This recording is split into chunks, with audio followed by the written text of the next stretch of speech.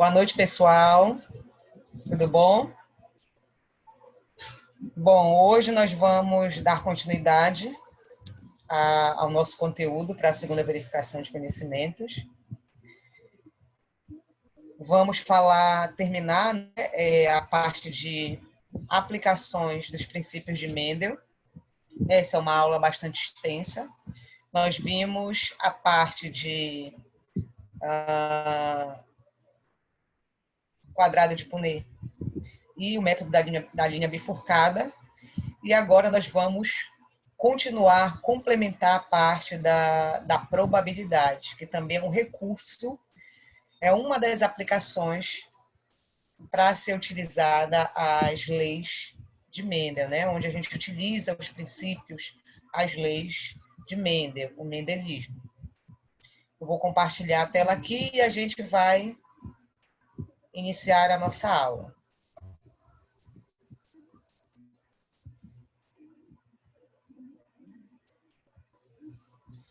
Bom, só estou fazendo o compartilhamento aqui para a gente iniciar.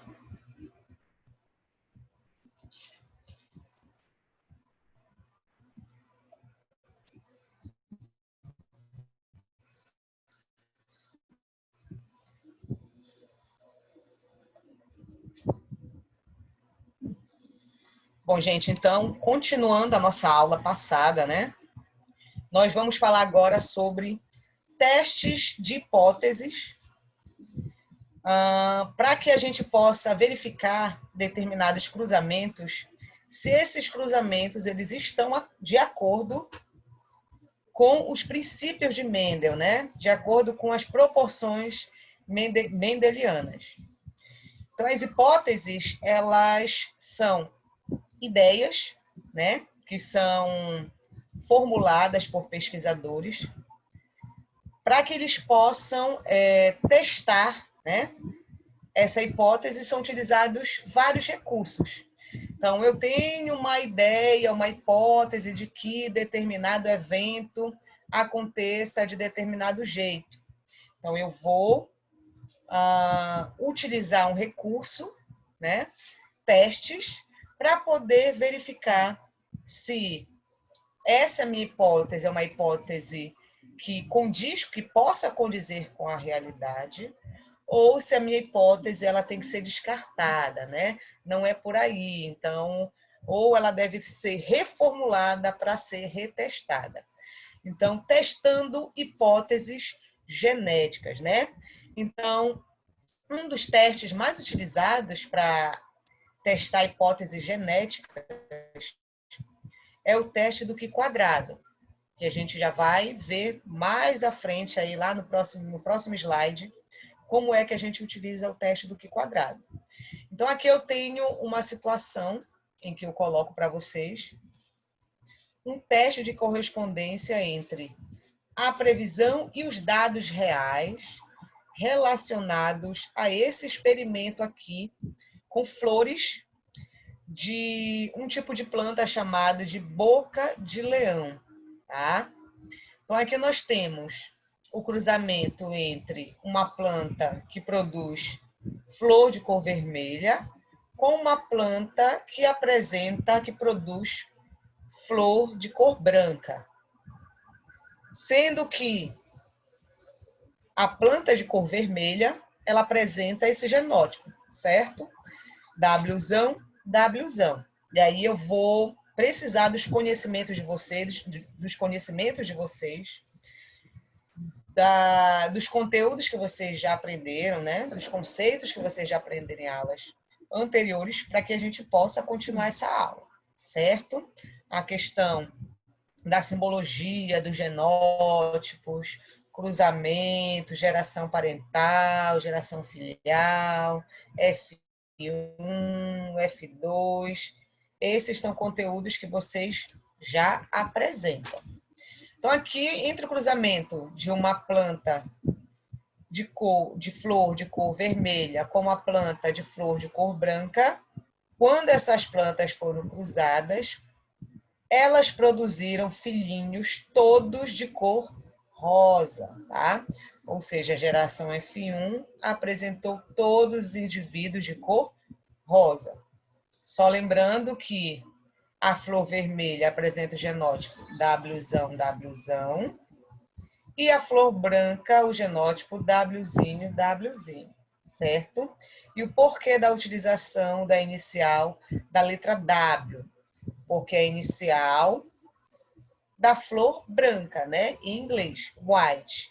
Por quê? Para a gente determinar, escolher a simbologia, a gente escolhe a primeira letra da característica recessiva, digamos assim, tá? A gente vai ver aqui que nessa situação não existe a questão do dominante e do recessivo, tá? Por quê? Porque nessa situação aqui nós apresentamos um caso de semidominância ou dominância incompleta.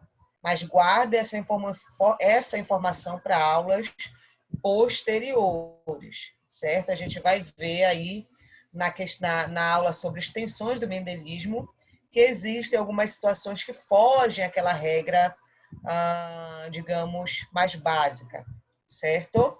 Mas aqui foi escolhido considerando, né, que a característica flor de cor branca seria a característica recessiva. Tá, voltando aqui, então nós obtemos aqui 100% de indivíduos de flor rosa. Quando essas flores rosas, como vocês podem observar aqui na natureza, né, elas foram entrecruzadas, né, cruzaram entre si, planta rosa foi cruzada com uma planta que também produz flor de cor rosa. Como foram os descendentes, né, a prole desse cruzamento? O que vocês podem observar aqui na geração F2, certo? Então, como foram esses descendentes? Então, do cruzamento dessas flores rosas, dessas plantas de flores rosas, nós obtemos 62 indivíduos com flores vermelhas, tá? Wzão, Wzão. 131 indivíduos apresentando a flor de cor rosa e 57 indivíduos apresentando flor de cor branca, ok? Então, eu pergunto para vocês, a proporção obtida, essa proporção, 62, 131, 57, a proporção obtida ocorreu de acordo com as leis mendelianas? Lá nos experimentos de Mendel, quando ele cruzava uma característica, né, um indivíduo com característica dominante puro com um indivíduo com característica recessiva pura, ele obtinha indivíduos híbridos, né, heterozigotos, que poderiam apresentar característica, que apresentava a característica do indivíduo com a característica dominante, certo? Aqui a gente viu que a geração F1 apresentou um indivíduo com uma característica diferente da geração parental. Mas o que eu quero dizer é que, em geral, quando ele cruzava os indivíduos, entrecruzava os indivíduos da geração F1, ele obtinha uma proporção genotípica, né, de 1 para 2 para 1. Ou seja, um quarto de indivíduos com o genótipo dominante, né, homozigoto dominante, metade ou 2/4 de indivíduos heterozigotos e 1/4 de indivíduos homozigotos recessivos, tá? Essa era a proporção genotípica dele. Fenotipicamente, ele apresentava aquela proporção de 3 para 1, porque na geração F1, 100% dos indivíduos apresentavam a característica da geração parental, né, do indivíduo parental, do pai, que apresentava a característica dominante, certo? Então, a pergunta é, vamos testar se nesse cruzamento ele está de acordo com as proporções mendelianas, com as proporções de Mendel. Como a gente pode observar aqui, tá? Então, o teste do Q² é um teste utilizado para testar se uma hipótese, tá? Ela deve ser a realidade, né? Se ela tem condições de conduzir com a realidade, essa hipótese deve ser descartada.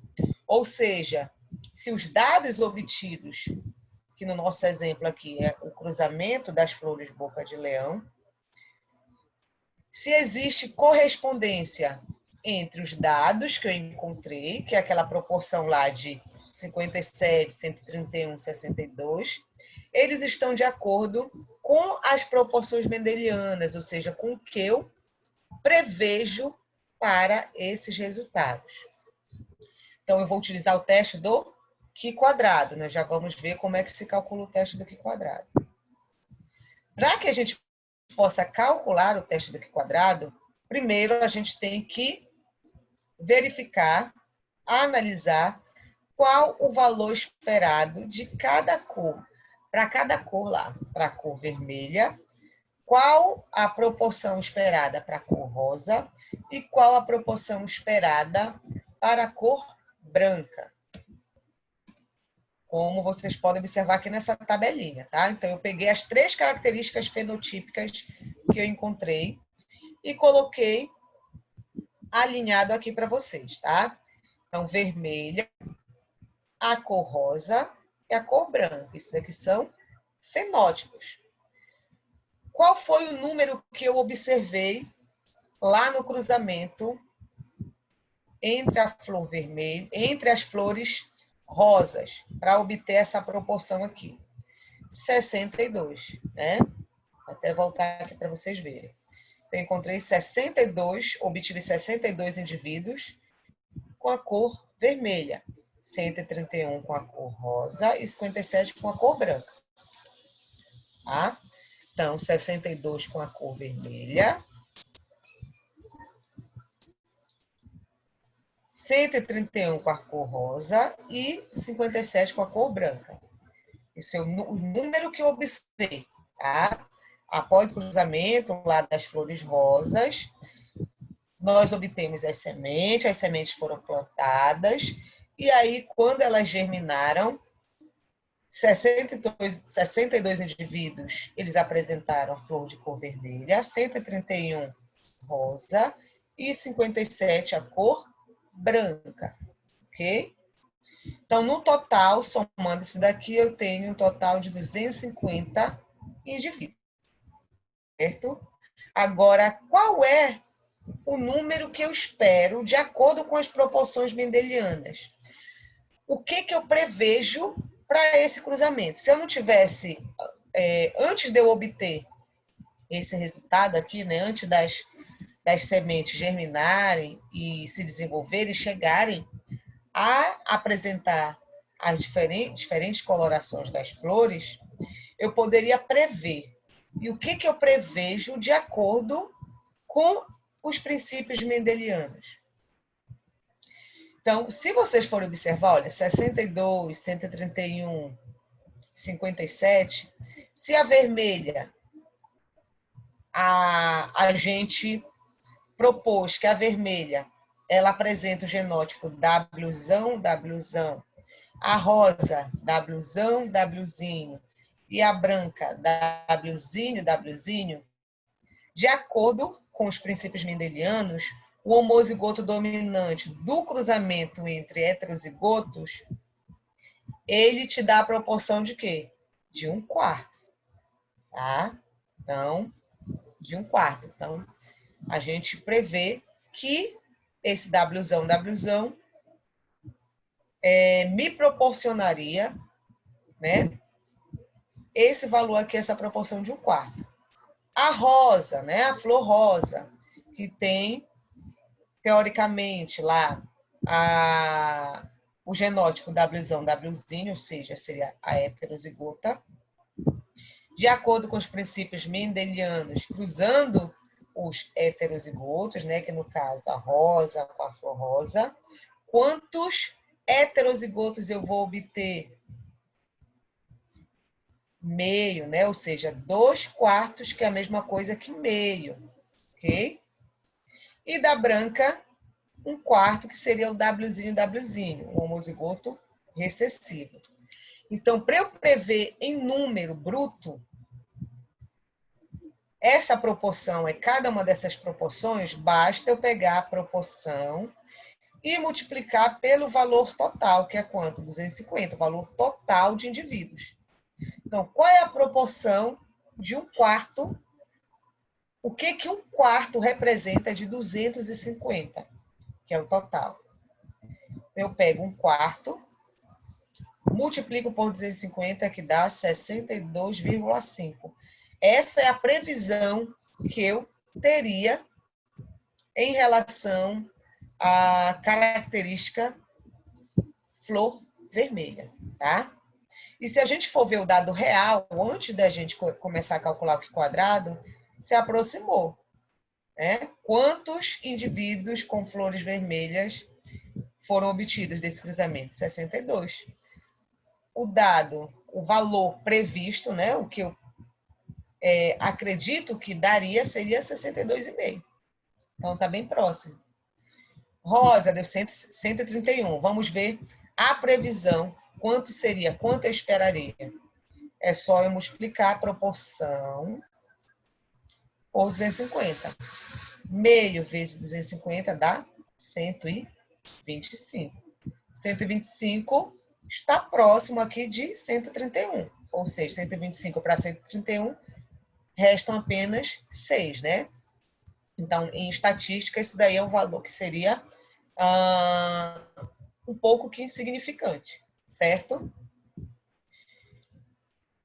E a branca, foram obtidos valores dados foi de 57 e os dados previstos são de 62,5, né? 1/4 multiplicado por 250, que dá 62,5, que também se aproxima de 57.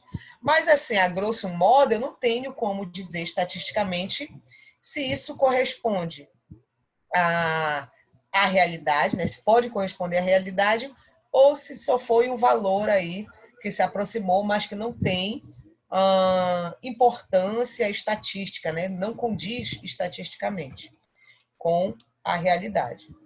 Então, para isso, eu tenho que calcular o Q² de cada um desses elementos aqui, de cada uma das minhas classes fenotípicas, tá? Então,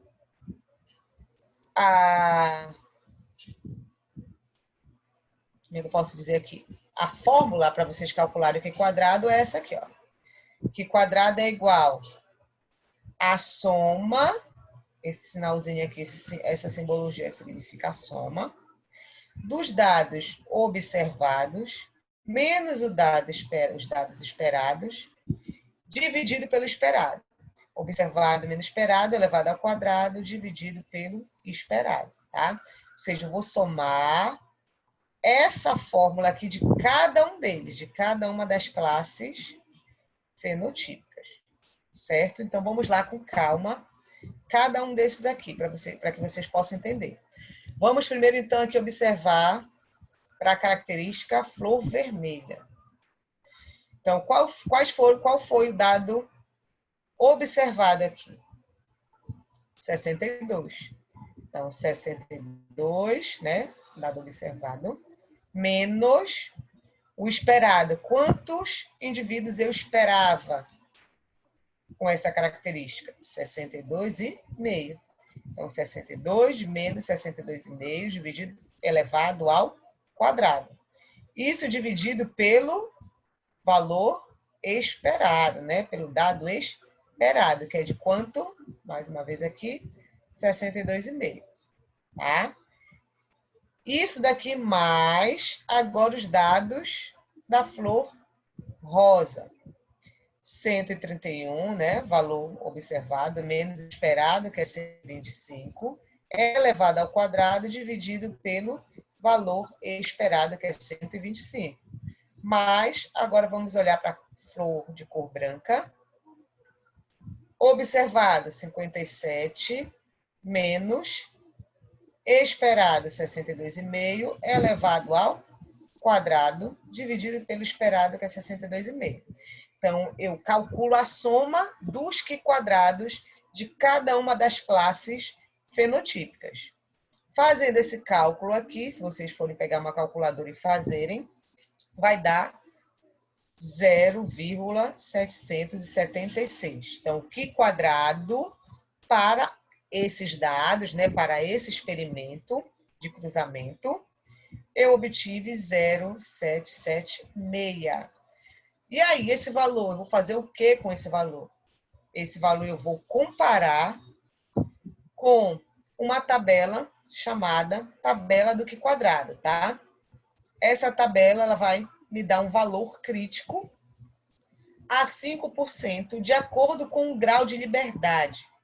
E o que é esse grau de liberdade? O grau de liberdade nada mais é do que a subtração entre as minhas classes fenotípicas menos 1. Então, como é que eu calculo o grau de liberdade? Classes fenotípicas, número de classes fenotípicas, menos 1.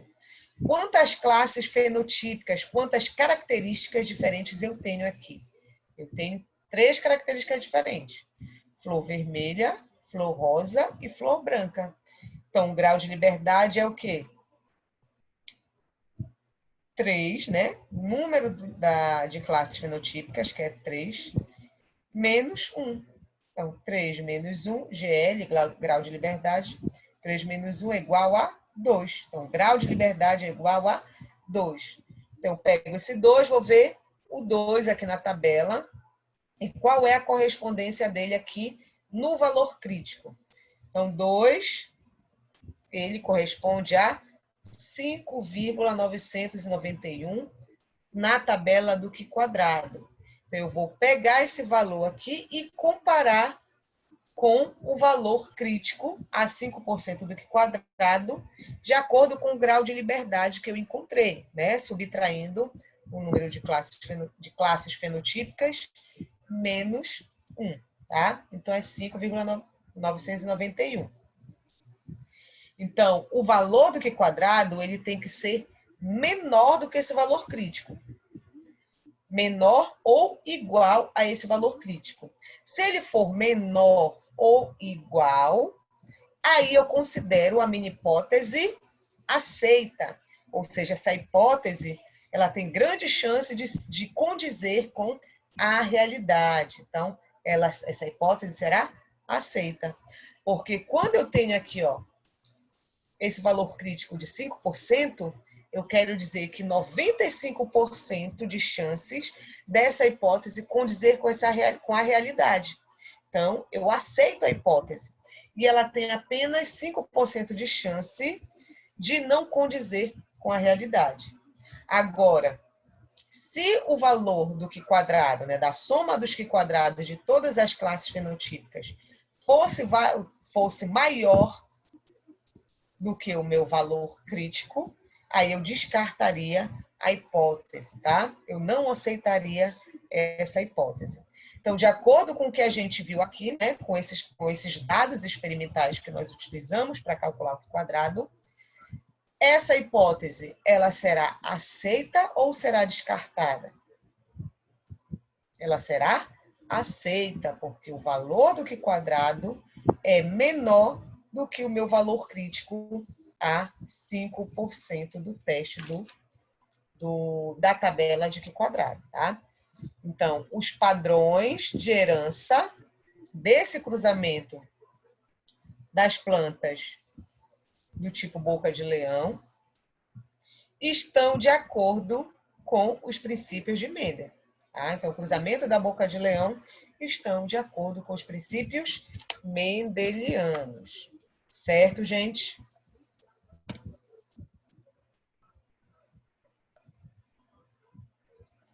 Vamos falar agora sobre os princípios mendelianos em genética humana. Como é que os princípios de Mendel se aplicariam na espécie humana, gente? Então, aqui nós temos algumas características, né, alguns pontos importantes que a gente deve discutir. Um desses pontos é que humanos não podem ser cruzados experimentalmente. Então, para trabalhar os princípios, de Mendel na espécie humana é um pouquinho complicado, tá? Uma vez que humanos não podem ser cruzados experimentalmente, como ocorre com alguns organismos, né? Então, a ervilha, ela pode ser cruzada lá de forma controlada, né? O pesquisador, no caso Mendel, que realizou esse tipo de experimento, ele decidia como é que ele ia realizar os cruzamentos, certo? Então, eram experimentos que ele conseguia controlar. Outro ponto importante a ser discutido.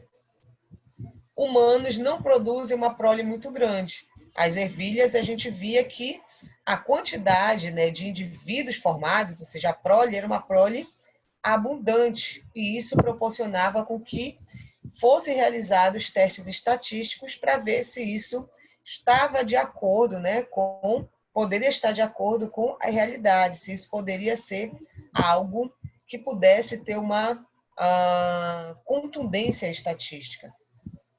Então, humanos não produzem uma prole muito grande. Humanos produzem em torno de, em média, no máximo, 2 filhos, né? 1 a 2 filhos. Em casos mais raros, digamos assim, existem, né, a questão de trigêmeos, de gêmeos múltiplos, mas, em geral, por reprodução é um filho. E muitas das vezes, por família, há a geração de até 2 filhos, né? As famílias não têm a cultura de terem mais de 2 filhos. Algumas sim, mas em média as famílias têm, em geral, 2 filhos. Então não há a produção de uma prole grande para que eu possa estudar a transmissão de uma característica entre as gerações.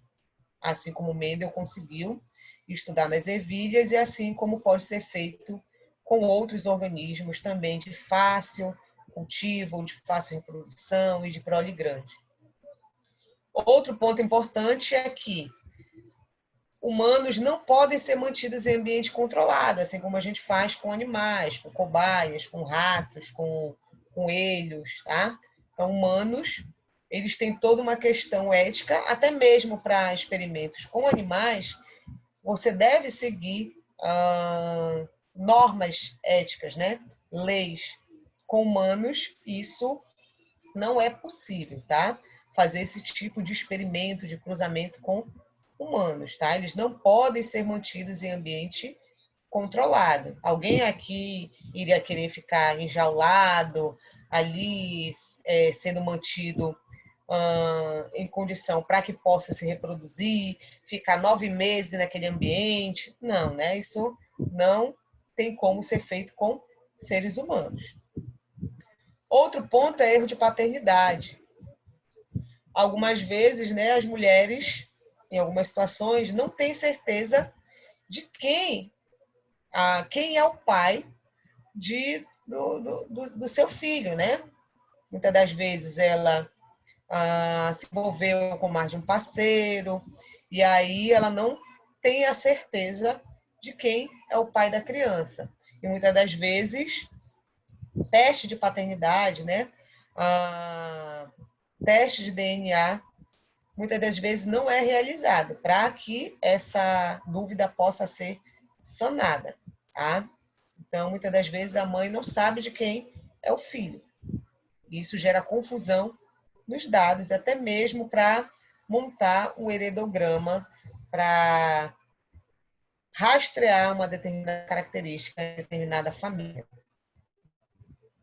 Outro ponto importante é o tempo, né? Algumas condições genéticas só se manifestam tardiamente, como, por exemplo, algumas síndromes, elas só se manifestam com o tempo, ok?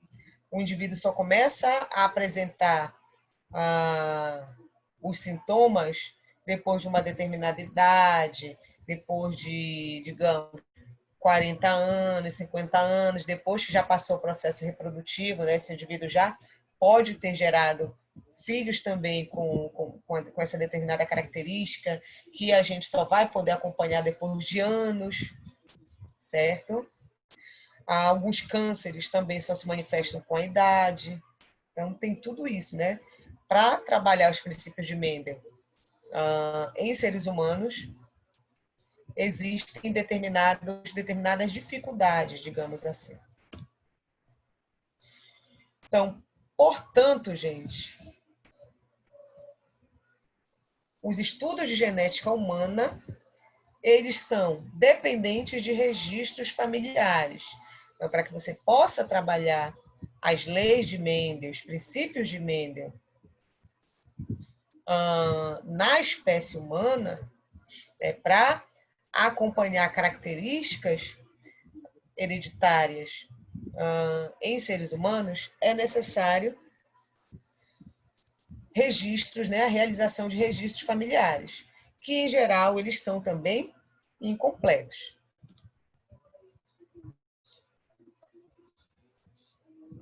Os registros familiares, eles são realizados por meio de heredogramas, né? O heredograma é uma espécie de um fluxograma em que você vai, por meio de simbologias, né, de determinados símbolos, registrar a genealogia de uma determinada família, acompanhar determinada característica ao longo de gerações, certo? Então, os heredogramas para características dominantes, aqui nós temos características causadas por alelos dominantes, que são mais fáceis de identificar.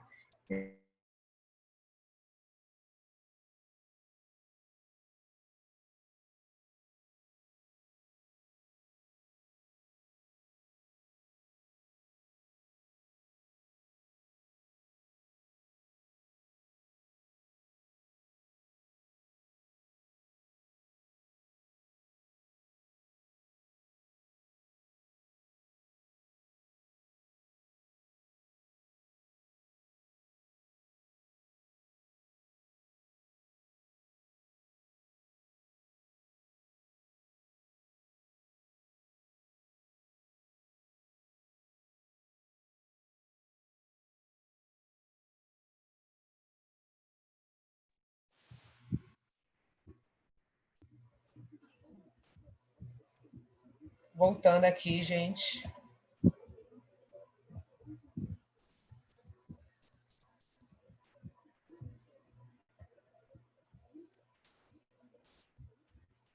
Tivemos aqui um pequeno probleminha técnico, tá? A internet, sinal não estava muito bom, caiu, mas já retomamos aqui, tá? Então, continuando. Então, os heredogramas, para acompanhar, para rastrear características dominantes, eles são bem mais fáceis, né? A característica é bem mais fácil de ser rastreada. Por quê? Porque a característica dominante basta possuir um alelo dominante para manifestar essa determinada característica. Ou seja, o indivíduo que é azão, azinho, né? Ele é heterozigoto e ele apresenta o alelo dominante. Então, basta ter um alelo dominante que ele irá manifestar, ele irá apresentar a característica. Então, eu consigo observar essa característica no meu heredograma, tá? Basta possuir um alelo dominante para manifestar a característica. Uma vez que ocorre tanto em homozigose quanto em heterozigose, ou seja, ocorre tanto em homozigose dominante, né, azão-azão, utilizando aqui como exemplo a simbologia A, quanto em heterozigose, azão-azinho. Basta ter um alelo dominante que o indivíduo irá manifestar a característica. E pelo menos um dos genitores, ele tem que ser afetado para que o indivíduo possa herdar essa característica. Por quê? Porque se ambos os genitores forem homozigotos recessivos, o indivíduo nunca terá a característica, ok?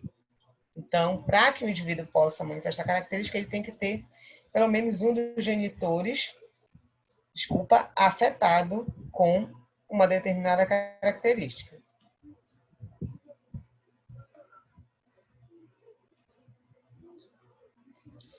Características recessivas, elas já vão ser mais difíceis de identificar no heredograma. Por quê, gente? Porque para o indivíduo manifestar a característica recessiva, ele tem que apresentar 2 alelos recessivos, ok? Ou seja, ela só se apresenta em homozigose, tá? Por que é difícil de rastrear no heredograma? Porque podem não ser visíveis em indivíduos heterozigotos, né? Elas só são visíveis em indivíduos homozigotos. É necessária a presença de 2 alelos recessivos para manifestar a característica, ou seja, só ocorre em homozigose. Ou seja, tomando como exemplo lá o gene A, né? Para que o indivíduo manifeste uma característica recessiva, ele tem que apresentar os 2 alelos azinho, azinho, tá?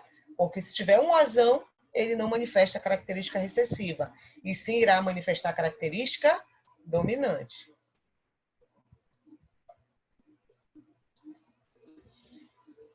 Pode ocorrer em pessoas cujos genitores não são afetados, ou seja, pessoas com a característica recessiva, digamos aqui exemplo, uma pessoa albina, uma pessoa hemofílica, um indivíduo com olhos de cores azuis.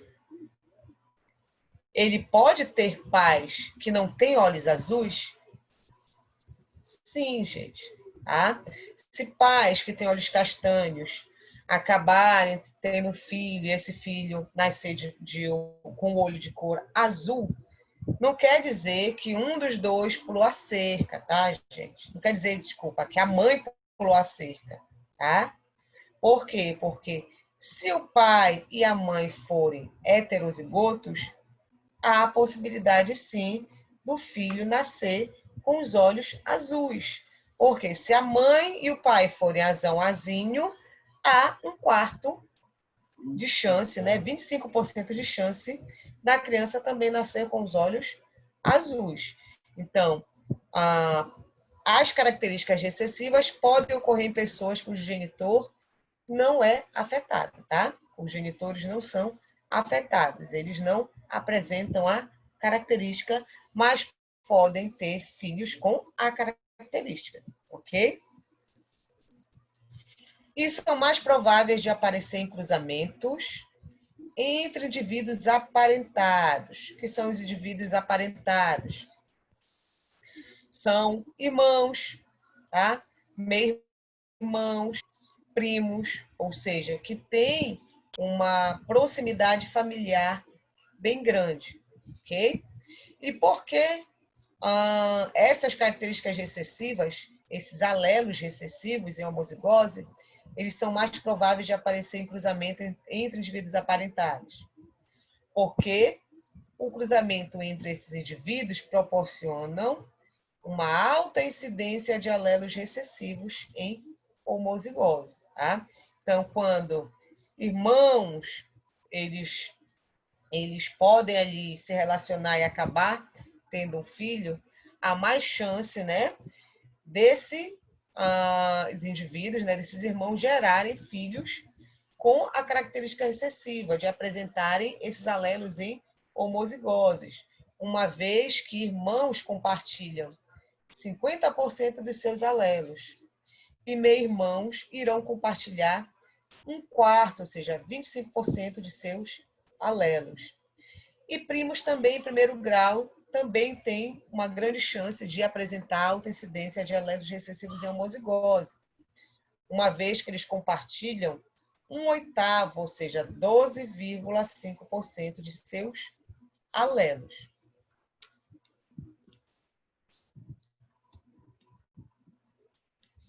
Então, aqui nós temos algumas simbologias que são importantes para que vocês possam trabalhar com heredogramas. Aqui são convenções em heredogramas, em que essa simbologia aqui representa sexo não especificado. Então, quando vocês verem esse símbolo no heredograma, é porque aquele indivíduo não tem um sexo identificado, especificado. O círculo representa o gênero feminino, quadrado, gênero masculino, homens, né?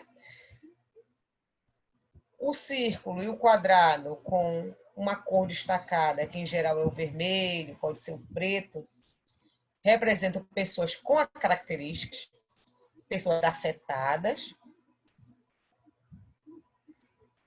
Essas simbologias com o traço na diagonal representam o indivíduo falecido. As simbologias com numerações dentro representam o número de crianças daquele gênero. E aqui um traço entre os símbolos, né? Masculino e feminino representa reprodução. Em algumas literaturas vocês vão ver ali casamento, mas o correto é reprodução, porque nem sempre no casamento você tem a geração de filhos, tá? Então, o correto é reprodução ou cruzamento. E aqui, né, ligado por essa linha na vertical, nós temos aqui a prole, tá? Os filhos desse indivíduo, tá? O resultado da reprodução entre esses indivíduos, seja os filhos. Em número algarismo romano, nós temos as gerações, isso aqui é uma geração, outra segunda geração, né? Primeira geração, segunda geração. E em números arábicos, são as pessoas nessa geração. Primeira e segunda pessoa dessa geração, primeira, segunda, terceira, quarta pessoa da geração. Ok? Aqui mostrando como é que a gente pode observar no heredograma. Um heredograma com característica dominante. Em geral, quando você observa um heredograma com característica dominante, essa característica ela aparece praticamente em todas as gerações ou na maioria das gerações. Nesse exemplo aqui, ó, em todas as gerações a característica está aparecendo, representada no símbolozinho pintado de vermelho, tá? Então, apareceu aqui o casal, o pai desse casal tinha característica, teve filhos com a característica. Na terceira geração, a característica, né, indivíduos afetados também apareceram, na quarta e na quinta. Então, esse aqui é um heredograma em que a característica estudada é dominante nesse heredograma. E aqui nós temos um heredograma em que a característica é recessiva. A característica que está sendo estudada, rastreada, é recessiva.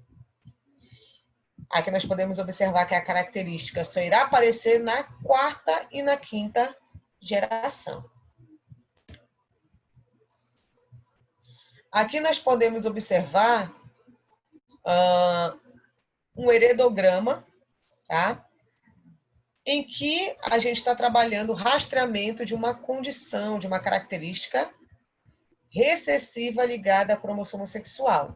Ou seja, eu posso rastrear características, tanto características ligadas a um dos cromossomos sexuais ou características ligadas a cromossomos autossômicos, ou seja, a pares de cromossomos que não são os sexuais, que não estão relacionados com a determinação do sexo. Tá? Então, aqui é um exemplo de um heredograma em que a gente está rastreando uma característica, né? Uma condição hereditária ligada a um dos cromossomos sexuais. Aqui como exemplo a hemofilia, só para vocês observarem como a gente pode interpretar esses heredogramas. Então, a hemofilia é uma condição genética, né, em que há a mutação de determinados fatores de coagulação e aí o indivíduo ele tem dificuldade de coagular, de realizar a coagulação.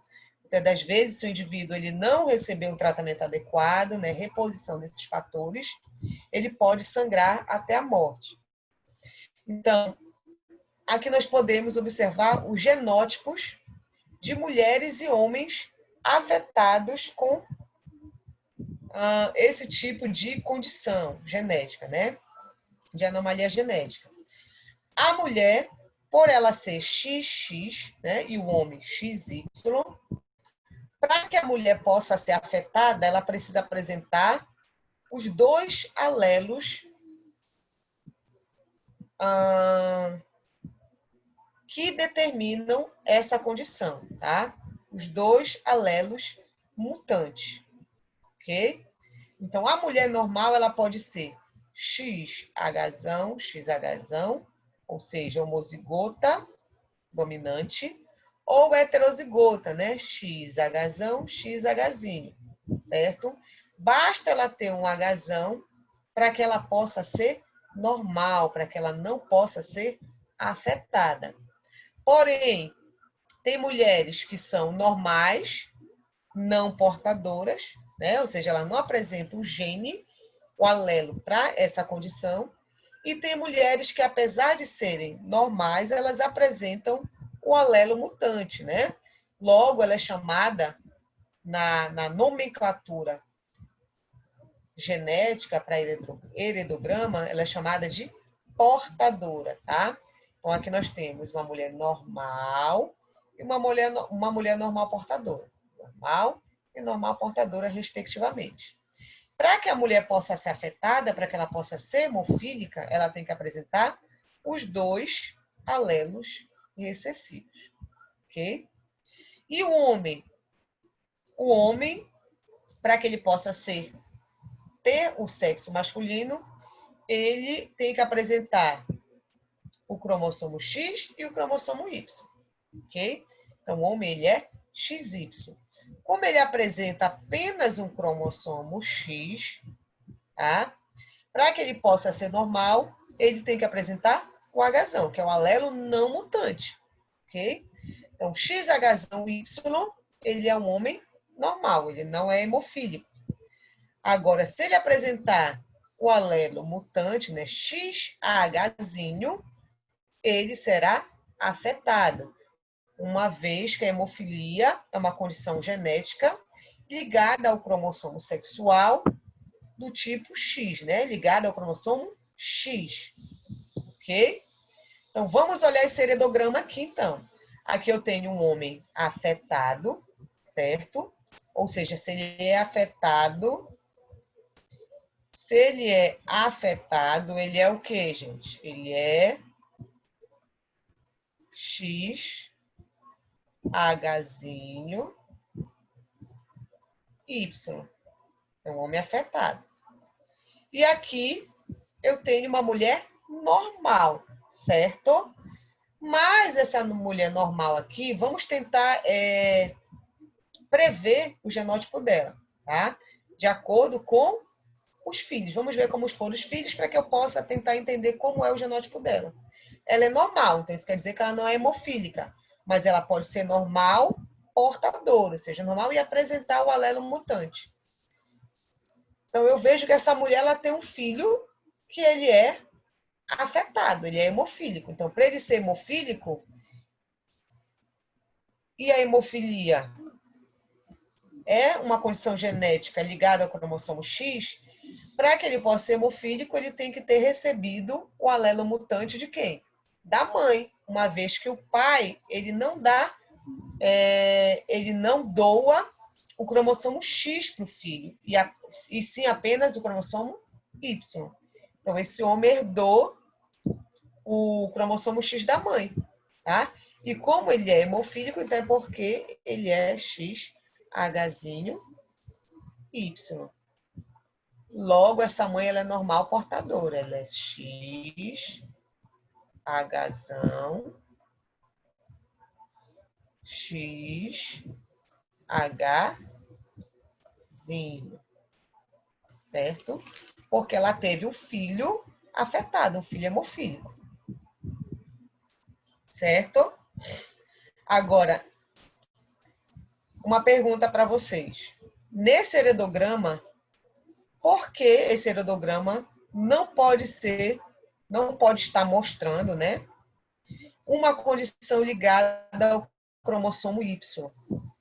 Aqui eu já estou dizendo para vocês que é um heredograma, né, em que mostra o rastreamento da hemofilia, né?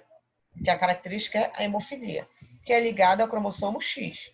Se vocês não soubessem, como é que vocês iriam diferenciar se é uma condição ligada ao cromossomo X ou ao cromossomo Y? Basta a gente lembrar que o homem, ele só doa Y para os seus filhos. E a mulher, ela doa apenas X, né? E o homem só irá doar X para as filhas, certo? Então, aqui, por que não é uma condição ligada ao cromossomo Y, gente? Porque se fosse ligada ao cromossomo Y, todos os filhos homens de pais afetados seriam também afetados. E nenhuma filha mulher seria afetada. Porque todos os filhos homens de homens afetados também seriam afetados. Porque se fosse ligado ao Y, ou seja, o alelo mutante está no Y, e como o homem só doa Y para os seus filhos homens, ele doaria o cromossomo com alelo mutante. Logo, o filho também seria afetado, tá?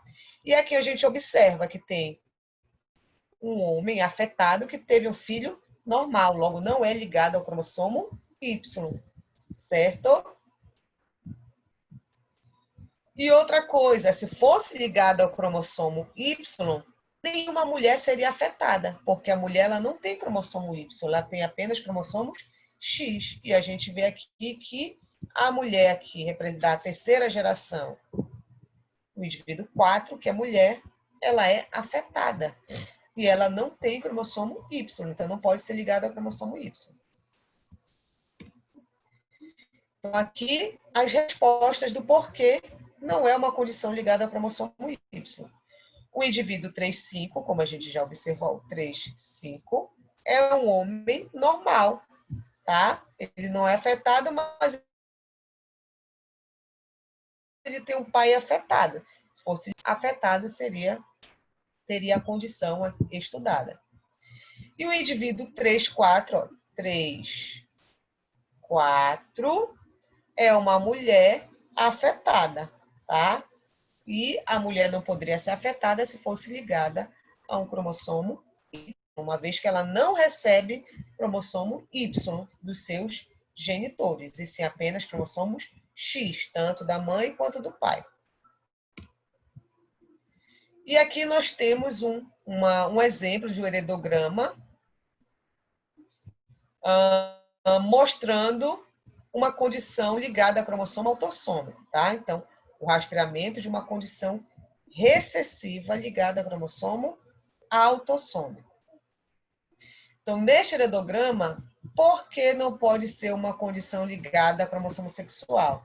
Porque esse heredograma não está mostrando uma característica ligada ao cromossomo sexual, uma anomalia ligada ao cromossomo sexual. Por quê? Você já tem condições de me responder isso. Por quê, gente? Digamos se fosse ligado ao cromossomo X. Como essa mulher é afetada, todas as suas filhas seriam normais portadoras, né? Outra coisa, por que não pode ser ligada a um cromossomo Y? Porque se fosse ligada ao cromossomo Y, nenhuma mulher seria afetada. E aqui eu tenho uma mulher que é afetada, certo? E outra coisa também, do porquê não pode ser uma condição ligada ao cromossomo Y. Porque esse homem aqui, ó, o 9, é um homem normal, mas ele teve um filho afetado. Se fosse ligado ao Y, ele nunca teria um filho afetado. Todos os filhos dele seriam normais, uma vez que ele é normal, e se o alelo tivesse presente no cromossomo Y, ele não teria um filho afetado, tá? Todos os filhos dele seriam normais. Então, vamos ver aqui do porquê.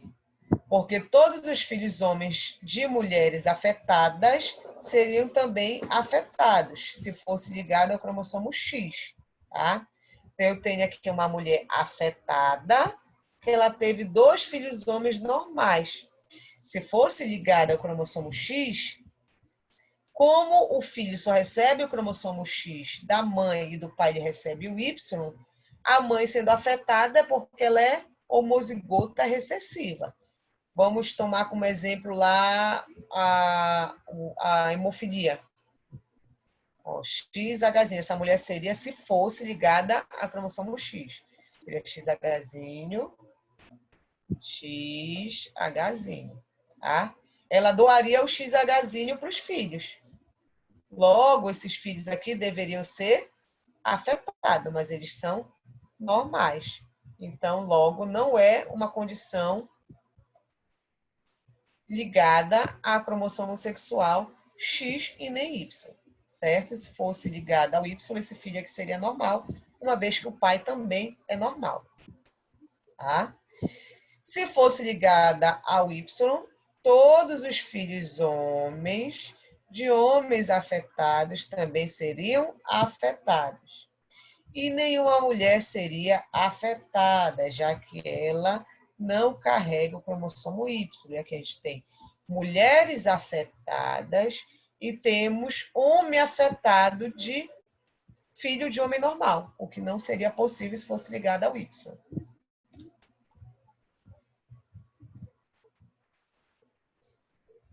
Aqui nós temos mostrando agora alguns exemplos de heredogramas para vocês. Então, a gente pode usar heredograma para rastrear tanto características ligadas a cromossomos autossômicos quanto características ligadas a cromossomos sexuais. Ligados a cromossomo autossômico, a gente tem aqui a característica cor dos olhos, né? Cor dos olhos podendo ser azul ou podendo ser castanhos. Aqui nesse heredograma, o Rui casou aqui com a Marisa, né? Tiveram um filho de olhos de cor castanho. Então, aqui vocês podem brincar, de acordo com os conhecimentos que vocês têm, para procurar prever qual é o genótipo dos indivíduos.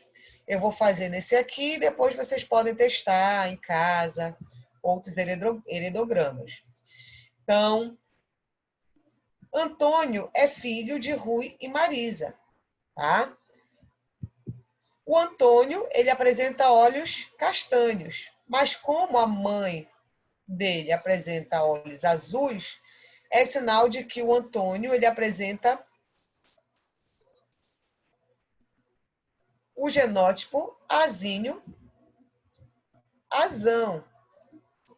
Por quê, gente? Porque ele recebeu azinho da mãe, mãe só tem azinho para doar para ele, uma vez que ela é homozigota recessiva, né? Como ela tem os olhos azuis, ela tem que ter os dois alelos recessivos. O Rui, o pai, como ele tem os olhos castanhos, é porque ele tem o alelo dominante, né? Ele já sei que ele tem azão.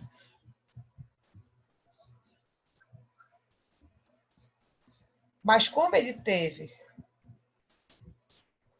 ele pode ser azão, azão ou azão, azinho, tá? Ele doou azão, tá? E a Marisa do azinho. Eu sei que o Antônio, então, ele apresenta o genótipo heterozigoto, azão, azinho. Joaquim, como tem olhos azuis, ele só pode ser azinho, apresentar o genótipo azinho, azinho.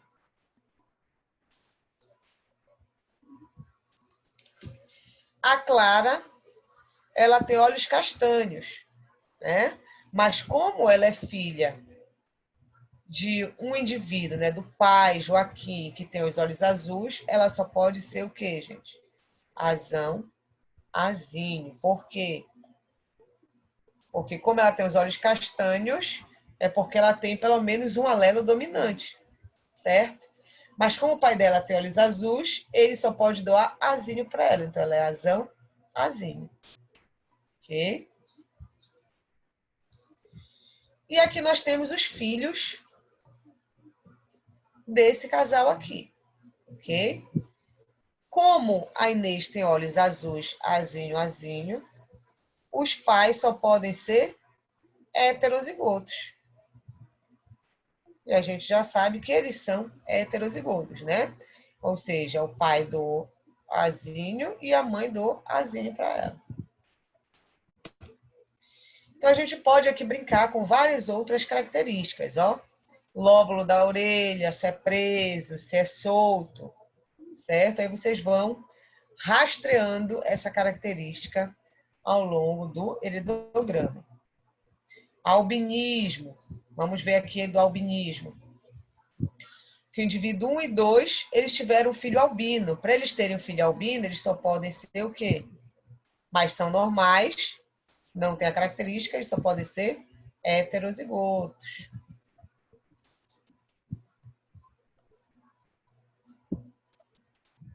Esses indivíduos aqui podem ser tanto homozigotos dominantes como heterozigotos. Mas uma coisa eu sei que eles têm um alelo dominante, por isso, porque eles não são afetados, tá? Mas não tem como saber o genótipo deles. Esse indivíduo aqui, ele é azínio, afetado. Esses dois indivíduos são azínio, apresentam albinismo. Tá? Aqui também azínio.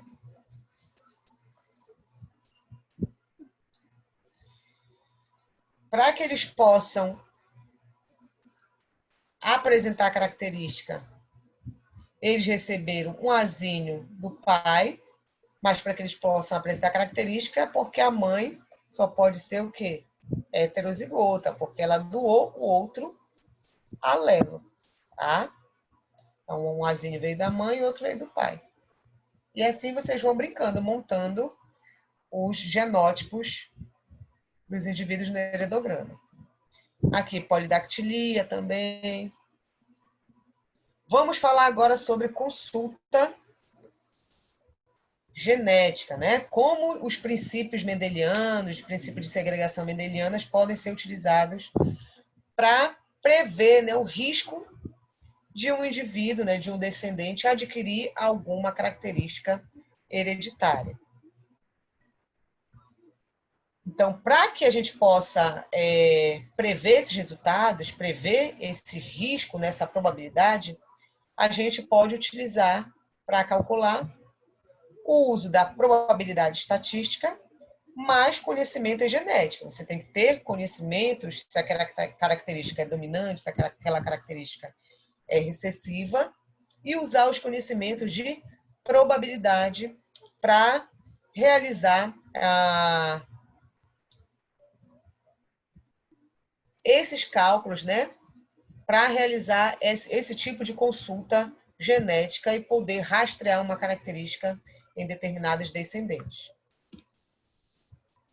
Então, aqui nós temos algumas considerações em relação à consulta genética.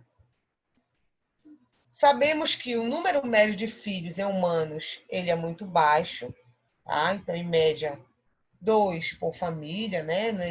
Dificilmente você vai ver famílias com uma quantidade de filhos maior que 2, famílias com 4, 5, 6 filhos. Existe? Sim, tá? Mas em média, em geral, as famílias têm em torno de 2 filhos. Então, uma vez que o número de filhos em humanos é baixo, como usar os princípios de Mendel para o número baixo de indivíduos? Como é que eu vou realizar aquela proporção mendeliana uma vez que eu tenho uma quantidade baixa de filhos? Ou seja, como é que ficaria aquela proporção, né? 3 para 1, 2 para 1 para 1, 1 para 2 para 1? Como eu faço para ter importância estatística, né?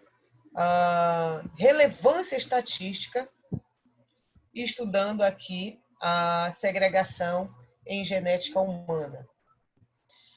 Então, aqui nós temos um exemplo. Vamos considerar aqui, ó, um casal heterozigoto para a fibrose cística que deseja ter 4 filhos. Como seriam esses filhos, né? Desse casal heterozigoto para a fibrose cística? 3 não teriam a doença e 1 teria a doença. Se a gente for fazer aqui, ó,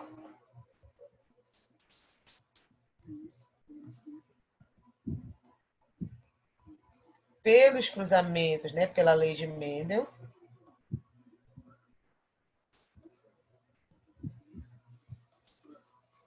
como é que ficaria? Azão, azão. Azão, azinho. Azão, azinho.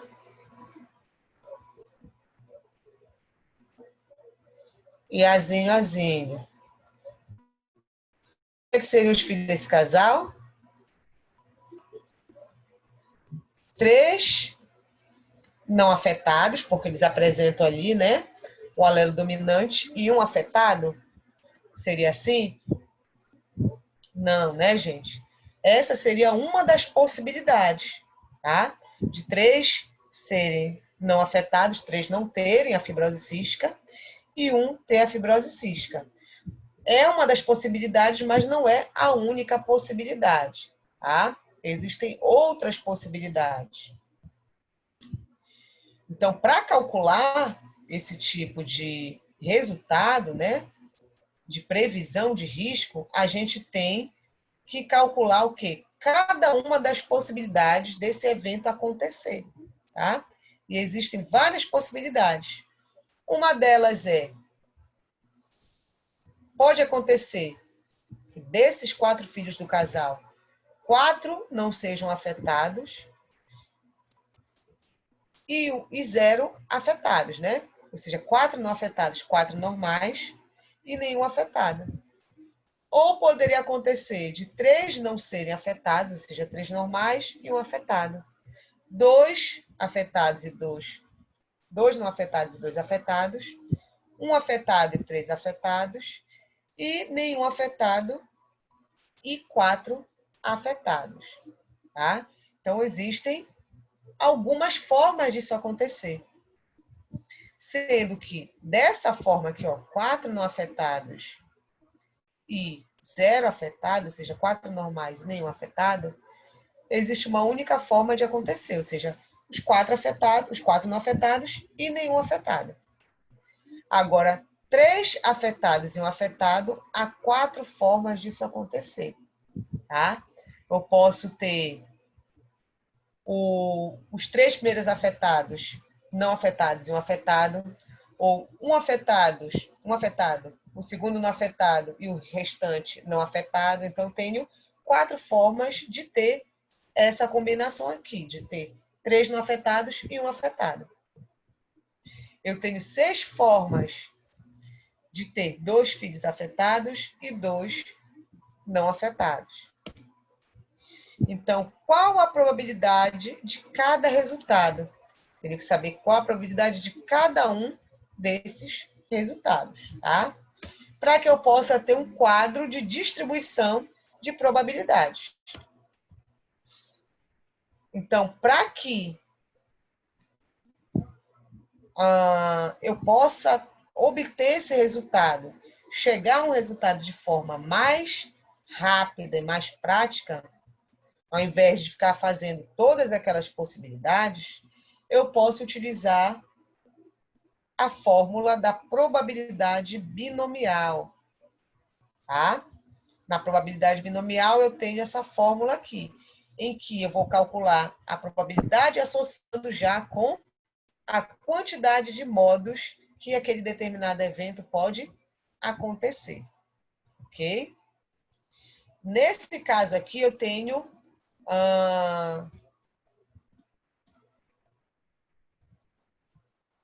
duas classes fenotípicas, né? Uma delas é indivíduo afetado e a outra é indivíduo não afetado. Como é que a gente trabalharia esse caso utilizando a probabilidade binomial?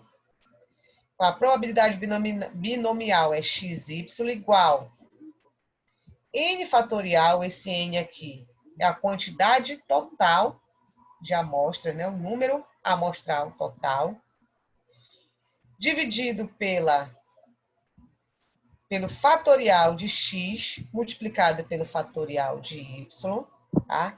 X e y seriam as classes ali fenotípica, que no caso daquele exemplo poderia ser afetado e não afetado, né? Indivíduo, filhos com fibrose cística, filhos sem fibrose cística. Então, N, valor do número amostral. X, valor da classe 1, que pode ser indivíduo não afetado, gênero masculino, entre outros. Y, valor da classe 2, que pode ser um indivíduo afetado. P, a probabilidade de X e Q, a probabilidade de Y. Certo? Então, eu jogaria aqui nessa fórmula e conseguiria calcular facilmente aquele exemplo que a gente viu anteriormente. Certo? Essa formulazinha aqui, que eu até destaquei para vocês, essa parte da fórmula, é a fórmula para calcular a quantidade de modos em que um determinado evento pode acontecer. Esses modos aqui que a gente fez manualmente, certo? E aqui nós temos a probabilidade de cada um daqueles modos lá, tá? A probabilidade do casal ter 4 filhos, sendo que esse casal apresenta a fibrose cística. Então, a probabilidade deles terem 4 filhos normais e nenhum afetado seria de 81 dividido por 286. De ter 3 afetados, 3 não afetados e um afetado seria de 108 dividido por 256. E aí vai. E aí você monta aqui a distribuição no histograma das probabilidades. Agora aqui mostrando um exemplozinho bem prático para vocês. Nesse heredograma, qual a probabilidade do filho T, tá? Do filho T ser albino, né? Qual a probabilidade do filho T desse casal aqui ser albino? Para isso, nós temos que considerar algumas informações, certo? Os pais desse indivíduo, tá? A mãe, a gente sabe que ela é albina. Então, para ela ser albina, ela é azinho.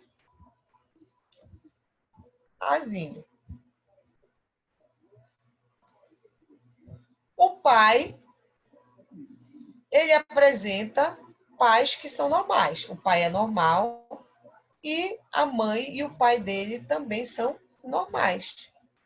Porém, os pais tiveram filhos afetados. Ele teve um irmão, 2 irmãos afetados, certo? Então, para que esse indivíduo tivesse irmãos afetados, é porque os pais deles são heterozigotos, tá? Azão, azinho, porque cada um deles doou azinho para o indivíduo R. Certo? Então, aqui, a gente sabe que o indivíduo R tem 2 irmãos albinos. Logo, esse indivíduo ele pode ser azão, azão ou azão, azinho, tá? Azão, azão ou azão, azinho. Eu sei que, pelo menos, ele tem que ter um azão, uma vez que ele é normal, tá? Se ele fosse afetado, ele seria azinho, azinho.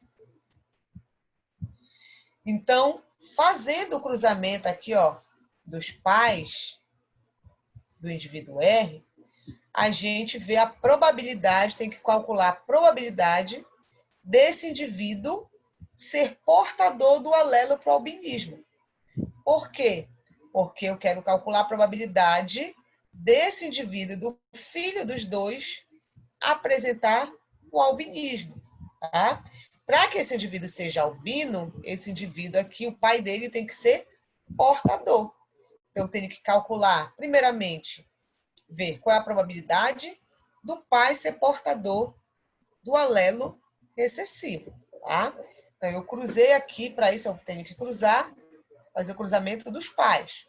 Azão, azão, azão, azinho. Eu vou ter azão, azão, tá? Azão, azinho, azão, azinho e azinho, azinho. Esse indivíduo aqui, ele é afetado? Não. Logo, eu excluo azinho, azinho. Esse indivíduo só pode ser azão, azão, azão, azinho, azão, azinho. Como eu já tinha falado anteriormente para vocês. Mas, para que ele possa ser pai de um filho albino, ele não pode ser azão, azão, porque ele tem que doar o alelo azinho para o indivíduo. Então, a probabilidade desse indivíduo ser azão, azinho é o quê, gente? É 2/3, tá? Ou seja, 2/3, porque eu não conto com azinho, azinho, porque ele não pode ser azinho, azinho, senão ele seria afetado. Ele não é afetado, ele é normal. Então, eu tenho a probabilidade de 2/3, né? 2/3 de um total de 3, desse indivíduo aqui ser azão, azinho, tá? Então, entre a prole e o albinismo, 2/3 são heterozigotos, porque esse indivíduo tem que ser heterozigoto para ele doar o alelo recessivo para o filho ter. Então, como é que ficaria o nosso resultado? Primeiro, S, por ser afetada, passará certamente o gene do albinismo para T. Então, S passará azinho para T. Tá? Certamente porque ela é afetada, ela só tem azinho para doar. Outra consideração, ambos genitores de R são heterozigotos, a gente já viu, né? Ambos são heterozigotos porque a gente sabe que os pais dele tiveram também filhos afetados, filhos albinos, tá? Os irmãos dele são albinos, 2. E os possíveis genótipos para R são azão, azão, azão, azinho. Mas se ele for azão, azão, não tem condições dele ter um filho albino. Eu quero calcular a probabilidade dele ter um filho albino. Então, ele só pode ser azão, azinho. Tem que ser azão, azinho. Portanto, a chance de R, do pai aqui do T, ser portador, ou seja, ser heterozigoto, ter o alelo recessivo no seu genótipo, é a chance dele ser azão, azinho. E a chance dele ser azão, azinho é de 2/3, que nós vimos anteriormente, né? Tá aqui, 2/3 do RC azão, azinho. Dessa forma, o risco, né, a probabilidade do T ser albino, ou seja, dele ser azinho, azinho, deve ser calculada de que forma? Eu vou multiplicar, né? A chance de R ser azão, azinho, que é 2/3, vezes a chance de R passar o gene azinho para o filho T. E a chance dele passar o gene azinho é de quanto, gente? É de 50%. Porque para que ele possa ser pai de um filho albino, ele tem que ser heterozigoto. Ele sendo heterozigoto, ele tem uma chance de 50% de passar o alelo azinho, né? Ele tem 50% de passar o azão e 50% de passar o azinho. Uma vez que esses alelos, eles se separam durante a formação dos gametas. Ele só tem a chance de formar 2 tipos de gameta, que é o azão e o azinho, então é 50%. Então, como é que ficaria o nosso resultado aqui, ó? 2/3, que é a chance do RC azão, azinho, dele ser heterozigoto, e meio, né, vezes meio, que é a chance de R passar o gene azinho para T. 2/3 vezes meio dá 1/3. 2 vezes 1, 2. 3 vezes 2, 6. Simplificando, fica 1/3 o resultado final. Certo? Então, vamos exercitar um pouquinho aqui. Ah, falamos. Vamos fazer um exercíciozinho aqui. O albinismo é uma condição que determina a ausência de pigmentação. da pele. Na espécie humana, ela é condicionada por um gene recessivo A. Observe o heredograma abaixo e responda: qual a probabilidade do casal 1 e 2, ou seja, desse casal aqui, 1 e 2, terem o primeiro e o segundo filho normais, tá? Então, vamos calcular aí a probabilidade desse casal ter o primeiro e o segundo filho normais. Para isso, vamos analisar o heredograma. Esse casal, ele é normal, mas ele teve um filho albino, tá? Teve esse filho aqui, albino. Para um casal normal ter um filho com a característica recessiva, ele só pode ser o quê? Heterozigoto. Então, eu sei que o indivíduo A1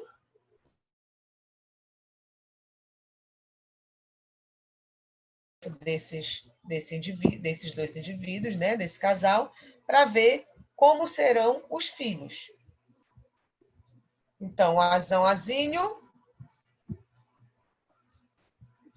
vezes azão, azinho.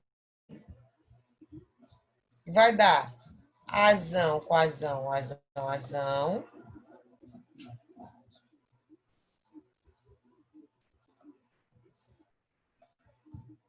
Azão, azinho, azão, azinho.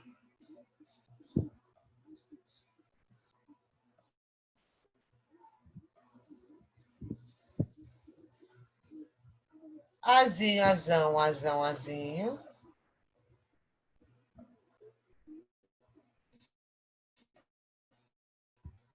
E azinho, azinho, azinho, azinho. Certo? Então, qual é a probabilidade desse indivíduo aqui, desse casal, ter um filho normal? Tá? Então, para ser normal, basta ter um alelo dominante. Então, a probabilidade é o quê, gente? 3 de 4, né? Ou seja, 3 quartos. 3 quartos. Então, a cada evento, né, a cada filho que esse casal tem, ele tem a probabilidade de ter 3 quartos de filhos normais. Ok? Então, qual é a probabilidade do primeiro e do segundo filho ser normal? Primeiro, qual é a probabilidade do primeiro filho ser normal? 3 quartos. A gente já viu, a probabilidade de um filho ser normal é 3 quartos. Qual é a probabilidade do segundo filho ser normal? Também 3 quartos. Então, eu pego e multiplico 3 quartos vezes 3 quartos. 3 saiu que nem a minha cara. 3 vezes 3, 9. 4 vezes 4, 16. Então, a resposta é letra B, 4, 9 sobre 16, tá? Alternativa B. Esse segundo aqui, ó. Considere o heredograma que representa uma família portadora de caráter recessivo, condicionado por um gene situado em um dos cromossomos sexuais. A respeito dessa genealogia, podemos afirmar que... Então, vamos analisar o heredograma, analisar cada alternativa e vai para o heredograma para que a gente possa chegar à resposta correta. Então, o que diz aqui a alternativa A?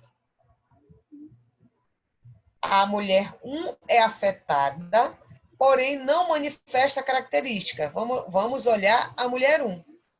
A mulher 1 aqui é afetada, porém não manifesta característica, é errado, porque se ela é afetada, é porque ela manifesta a característica. Ela tem os dois alelos recessivos e irá manifestar a característica. O não afetado, que não manifesta. Então, a alternativa A está errada. A alternativa B, as mulheres 12 e 14, cadê as mulheres 12 e 14 que já são falecidas? Olha aqui o traço.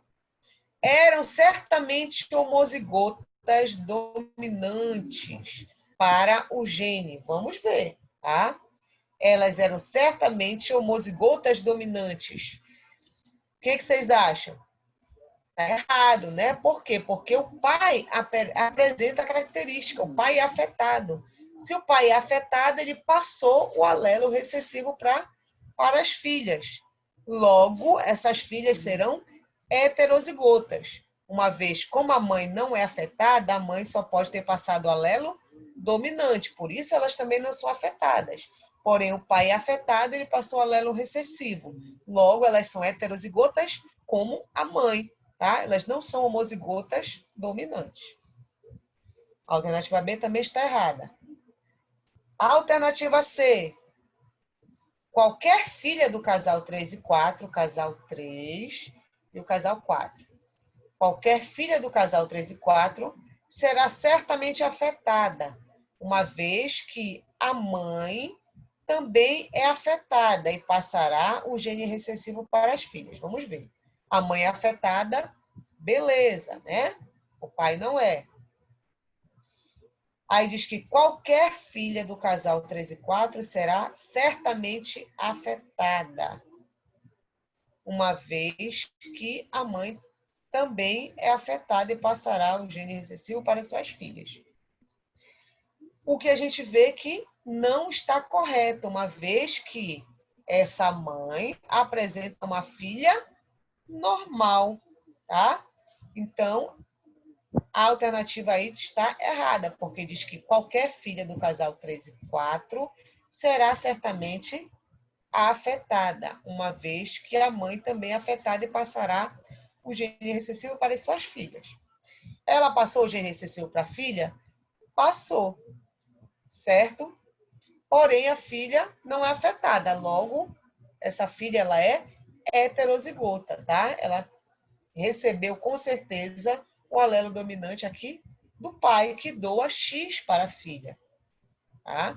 Então, o pai doou o alelo dominante para a filha, que fez com que essa filha não seja afetada. Então, a alternativa C também está errada. D. Todas as filhas do casal 1 e 2 serão... Todas as filhas do casal 1 e 2 são portadoras do gene. Aqui, ó, casal 1 e 2, todas as filhas são portadoras do gene. Está correta, tá? Elas não são, as filhas não são afetadas. Porém, elas têm uma mãe afetada. Logo, essa mãe só doa azinho para essas filhas. Como elas não são afetadas, é porque elas receberam o alelo dominante do pai. Logo, elas são heterozigotas, tá? Então, todas as filhas do casal 1 e 2 são portadoras do gene. Elas apresentam, elas carregam, elas portam o gene recessivo no seu genótipo. A alternativa correta é a letra D. E por que não pode ser a letra E? A letra E diz que os homens 9 e 10, certamente passarão o alelo recessivo para os seus filhos. Certamente passarão o alelo recessivo para os seus filhos. Porém, nunca para as suas filhas. Prova disso é o filho de 9,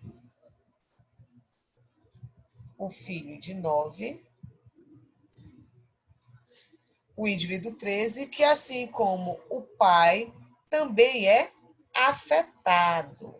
Vamos analisar essa alternativa aqui. Os homens 9 e 10 certamente passarão o alelo recessivo para os seus filhos.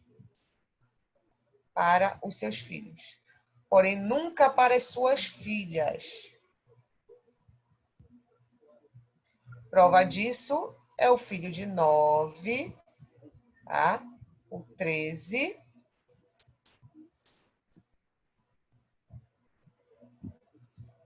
Cadê o filho 13? Que assim como o pai, também é afetado. Vamos analisar aqui. O filho de 9, certamente ele é afetado.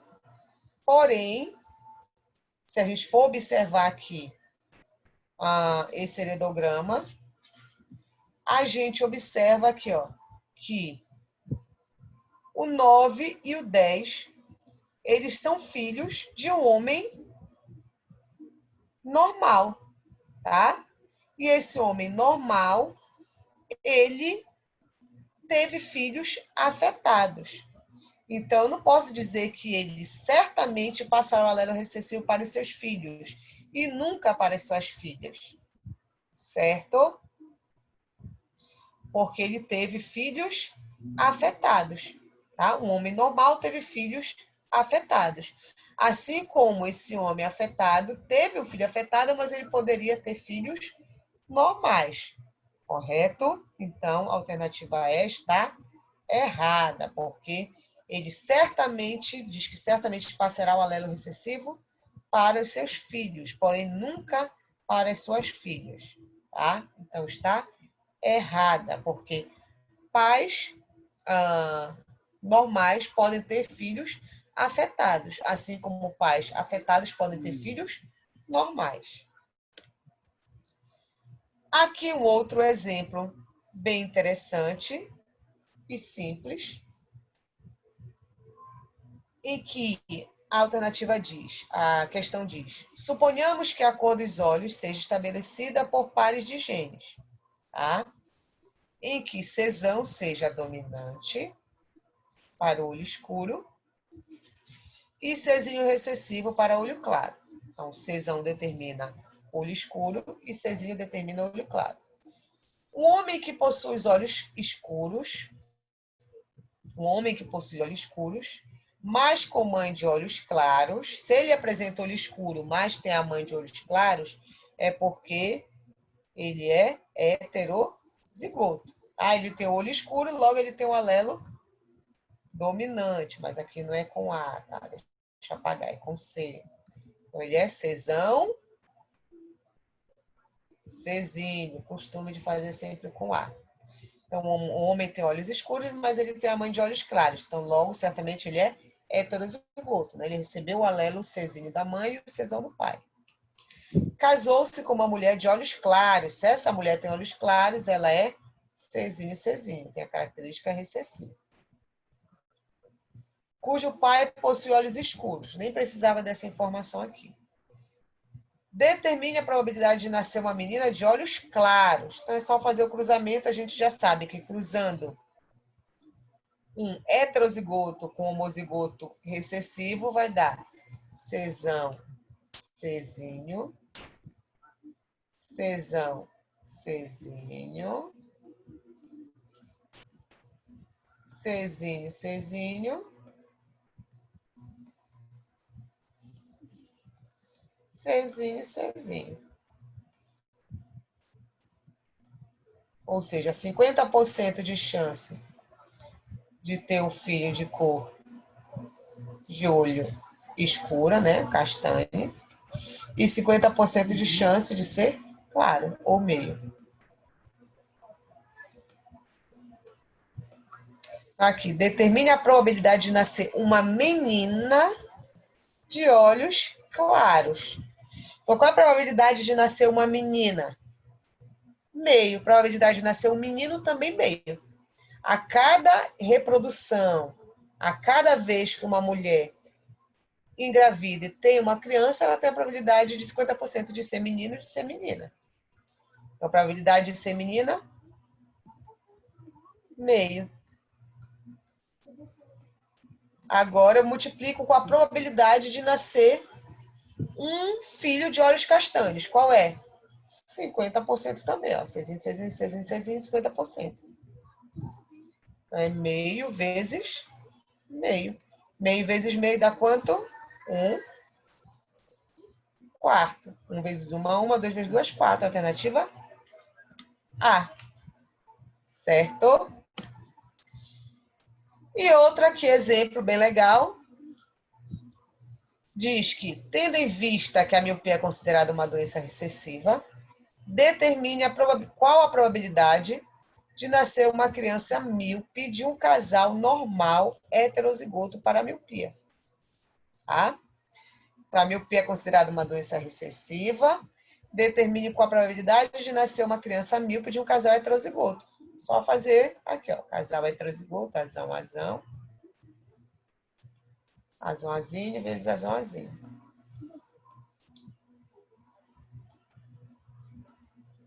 Se a miopia é uma condição recessiva, então para ser míope tem que ter os dois alelos recessivos. Então a gente já sabe aqui, tá? Que a gente já fez muito aqui esse cruzamento aqui. 3/4 é de ser normal, se vocês forem fazer o cruzamento. E 1/4 é de ser míope. Então, a probabilidade de nascer uma criança míope de um casal normal heterozigoto é 1/4, tá? Então, tem 1/4 de chance de ser azinho-azinho. Ok? Então, 1/4 ou 25%.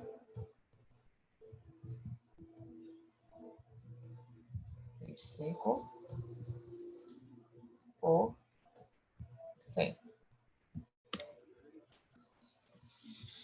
E aqui é só um exemplo de uma das condições genéticas que podem ser trabalhadas no heredograma, como, por exemplo, aqui o câncer coloretal não polipóide, que afeta uma pessoa em cada 500 pessoas nascidas. Essa condição, esse tipo de câncer, é causado por uma mutação dominante, então é uma condição dominante. E para que se possa montar o heredograma, né, a genealogia para essa característica, é necessário, primeiramente, realizar o exame de paciente. Primeiro, vou realizar o exame para diagnosticar ou não aquele determinado indivíduo, né, para ter a certeza do diagnóstico desse indivíduo. Entrevistar os parentes, tá? Também é importante. Estatísticas sobre nascimentos e mortes e casamentos. Média de idade em que a condição aparece, tá? Em geral, tem determinados cânceres que só aparecem depois de uma certa idade, tá? Depois, digamos, de 40, 50 anos, depois de 30 anos.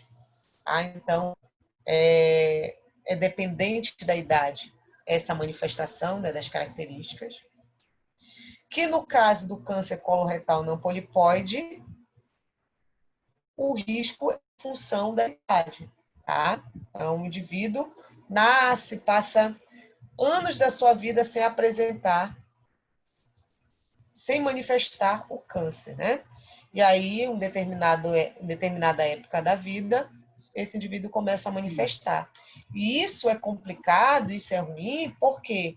Porque como o indivíduo, em geral, durante a idade reprodutiva não manifesta, ele acaba, né, tendo filhos, se reproduzindo, e aí esses filhos também têm uma grande chance de apresentar a condição, uma vez que é causada por uma mutação dominante, né? Então, tem 50% de chance de passar para a sua prole, para os seus filhos.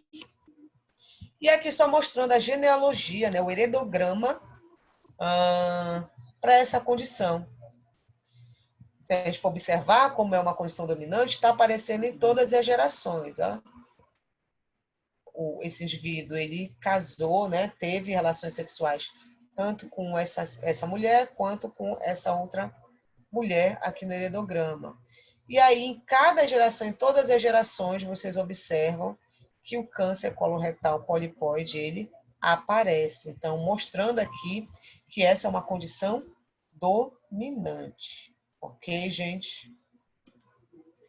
Então, por hoje é só, tá? Na próxima aula a gente dá continuidade ao nosso conteúdo e boa noite a todos vocês, certo? Espero que tenham entendido a aula e qualquer dúvida que tiverem, vocês podem trazer para a nossa próxima aula. Ok, gente?